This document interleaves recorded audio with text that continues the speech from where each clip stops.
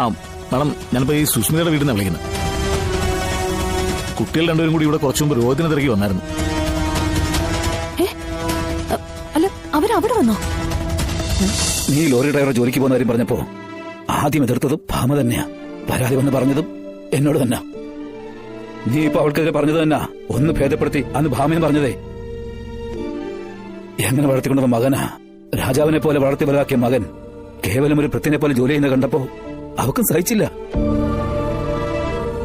Lorry ഓടിക്കാൻ പോകുന്നത് അവൾക്കൊട്ടും സഹിക്കാൻ പറ്റുന്നല്ലായിരുന്നു. അന്ന് ഞാൻ ഭാമയോട് പറഞ്ഞത് തന്നെ ഇപ്പൊ നിന്നോടും പറയാ. എടാ മോനെ, എല്ലാ പണിക്കും അതിന്റേതായ അന്തസ്സുണ്ട്. വേലി കൊണ്ട് വീട് വീടാന്തരം കയറി ഇറങ്ങി അവൾ സാധനം വയ്ക്കുന്നതിൽ സന്തോഷം കണ്ടെത്തുന്നുണ്ടെങ്കിൽ അവളും ചെയ്യട്ടെ. എടാ, നിനക്ക് നിന്റെ അമ്മയുടെ കാര്യം അറിയാലോ. അഭിമാനം അത് വിട്ടുള്ള ഒരു കാര്യത്തിനും അവൾ നിൽക്കൂല. അന്ന് നിന്റെ പണം ഇവിടെ ചെലവിന് ആവശ്യമില്ലാന്ന് പറഞ്ഞതും ആ ഒരൊറ്റ കാര്യം കൊണ്ട് തന്നെ. ഇതേ അഭിമാനമല്ല, ദുരഭിമാനമാ. ഒരു ഗതിയും പരഗതിയില്ലാതെ നമ്മളിപ്പോ കഴിയുന്നത് ഈ വാടക വീട്ടിലാ. പണ്ടത്തെ മന്ത്രിമാരൊന്നും സ്വപ്നത്തിൽ പോലും ഇനി നമ്മുടെ മുന്നിൽ വരില്ല. എന്നിട്ട് എന്റെ കാശിപ്പോ ഇവിടെ വേണ്ട. സ്വന്തം കാശ് കൊണ്ട് അധ്വാനിച്ച പണം കൊണ്ട് എന്തും ചെയ്യൂ. ആയിക്കോട്ടെ ആയിക്കോട്ടെ, എന്താച്ചാ ആയിക്കോട്ടെ, കുഴപ്പമില്ല. പക്ഷെ അച്ഛാ, എന്റെ കാശിന് ഒരു വിലയും കൽപ്പിക്കാത്ത ഈ വീട്ടിൽ ഞാനിങ്ങനെ എല്ലാം സഹിച്ച് ഉണ്ടുറങ്ങുന്നത് എന്താണെന്നറിയോ അച്ഛനെ? അറിയോ? എന്റെ അച്ഛനും അമ്മയാണെന്നുള്ള ബോധവും കരുതലും എനിക്കുള്ളതുകൊണ്ടാ. അച്ഛൻ എന്നെങ്കിലും ഒരിക്കൽ എന്റെ പണത്തിന് ആവശ്യം വരും. അന്ന് അതിന്റെ നേരെ മുഖം തിരിക്കുന്നു പറയണം അമ്മോട്. ഇതൊക്കെ നീ എന്നോട് പറയണമെന്നുള്ള കാര്യം? ഞാൻ പറഞ്ഞില്ലേ, ഞാൻ ഒരു യന്ത്രമാ. ആരൊക്കെയോ പ്രവർത്തിപ്പിച്ച മാത്രം പ്രവർത്തിക്കുന്ന ഒരു യന്ത്രം. ഇവിടെ നിങ്ങൾ അമ്മയും മോനുവാ ഈ വീട്ടിൽ ജോലിക്കായിട്ട് പോകുന്നതേ. നിങ്ങൾ കൊണ്ടുവരുന്നത് എന്താന്ന് വെച്ചാൽ അത് കഴിച്ച് നിങ്ങൾ പറയുന്നത് കേട്ടിരിക്കാൻ എനിക്കിപ്പോ നിർവാഹമുള്ളൂ. അല്ലെങ്കിൽ ഞാൻ എന്തെങ്കിലും പണിക്ക് പോകണം. അപ്പോ എനിക്ക് എന്റെ രീതിയിൽ തെറ്റുകളൊക്കെ ചൂണ്ടിക്കാണിക്കാനും പറ്റും. പക്ഷെ എന്റെ ഈ അവസ്ഥ വെച്ച് ഞാൻ എന്ത് പണിക്കാടാ പോവാ? അല്ലെങ്കിൽ പിന്നെ ഒരു ലോട്ടറി കച്ചവടത്തിന് പോകണം.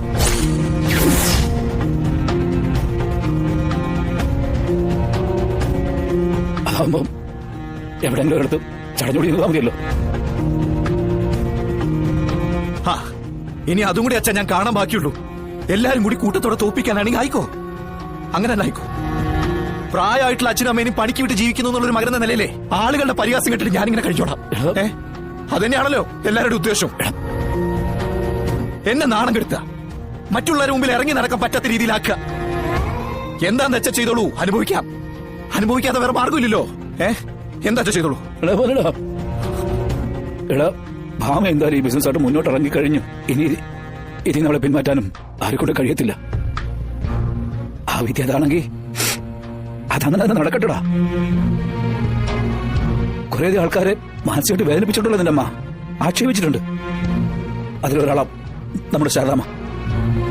ഇന്ന് അവര് ചെയ്യുന്ന പണിയേക്കാൾ അല്പം ശൈലി കുറഞ്ഞ പണി ഭാമ ചെയ്യുന്നുണ്ടെങ്കിൽ അത് ദൈവനിശ്ചയ,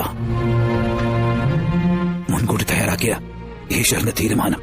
അത് മാത്രം നീ ഇപ്പൊ മനസ്സിലാക്കിയാൽ മതി. ഞാനൊന്ന് കിടക്കട്ടെ. കുറെ നേരമായിട്ടുള്ള നിൽപ്പാ, വേറെ എന്താ പണി?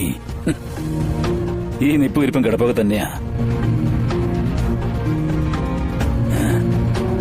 വേണ്ടല്ലോ.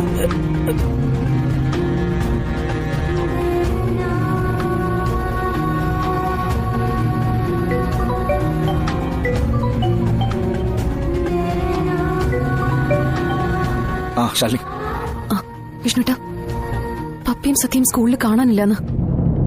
കാണാനില്ലെന്നോ? അവരിതെവിടെ പോയി? അറിയില്ല. ശാന്തേച്ചി ചെന്നപ്പോ കുട്ടികൾ പോയിന്ന് സെക്യൂരിറ്റി പറയുന്ന. അതുമല്ല, ക്ലാസ്സിൽ നിന്ന് നേരത്തെ വിടുകയും ചെയ്തു. അപ്പോ ടെൻഷൻ അടിക്കണ്ട. നമ്മുടെ എല്ലാ മക്കൾ അവരൊരു ഓട്ടോ പിടിച്ച് പോന്നോളൂ. ഞാനേ ഒരു കാര്യം ചെയ്യാം, ഞാൻ സ്കൂളിൽ പോയിട്ട് നോക്കാം. നീ ടെൻഷൻ അടിക്കാരിക്കേ. ശരി വിഷ്ണുട്ടാ. എന്താടി പറഞ്ഞേ? വിഷ്ണുട്ട സ്കൂളിൽ പോയി നോക്കാന്ന് പറഞ്ഞു.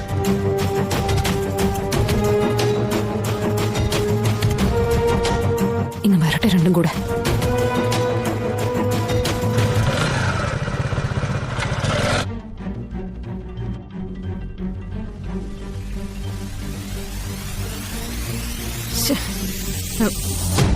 നീ പാനെ വിളിക്കുന്നേ?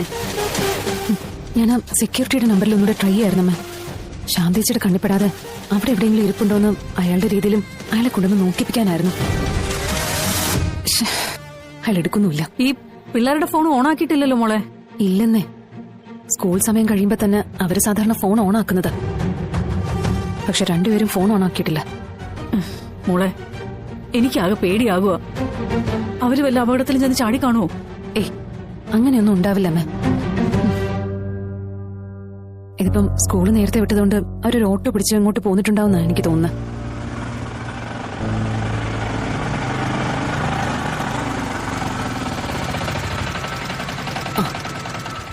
ചിലപ്പോ ആ വരുന്നത് അവരായിരിക്കും. അവര് ഒറ്റയ്ക്ക് അങ്ങോട്ടും ഇങ്ങോട്ടും പോകുന്നവരാണല്ലോ. പിന്നെ ഇപ്പൊ രണ്ടുപേരും ഒരുമിച്ചുണ്ട്. എത്രയായി ചേട്ടാ? 80 രൂപ. അവരെ കണ്ടില്ലേ ശാന്തേച്ചി? ഇല്ല.